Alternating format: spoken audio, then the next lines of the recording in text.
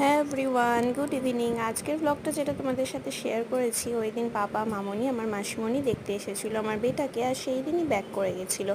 তো ওই দিন পাপারা লাঞ্চ করেই এসেছিলো, ওই জন্য আসার পর সুইট, আইসক্রিম, ফ্রুটস সব কাট করে একের পর এক দিতে থেকেছিলাম, আর গল্প আড্ডা চলছিল। এই যে আমার মাসিমণি আর মামনি দেখো বেরিয়ে যাওয়ার সময় হয়ে গেছে, চা খাচ্ছিলো। দেন আবার আমার আধবিক বেটাকে মিট করতে এসেছিলো দিদি, আর দিদি, তাতান, আমরা সবাই মিলে একটু লুচি টিফিন করে দেন বেরিয়ে গেছিলাম। আমার একটু কাজ ছিল আর গুলুর সাথে আমরা ফুলবাগানে একটা দোকানে গেছিলাম, ওটা সুইট শপ ছিল, সেখানে পনির নিলাম। আর বর্ষার একটা সন্ধে, দেখো কি সুন্দর দেখতে লাগছে, রাস্তা পুরো ভেজা, তার সাথে মাটির সোদা গন্ধ। যদিও মাটির সোদা গন্ধ কলকাতায় পাওয়াটা খুবই ইম্পসিবল।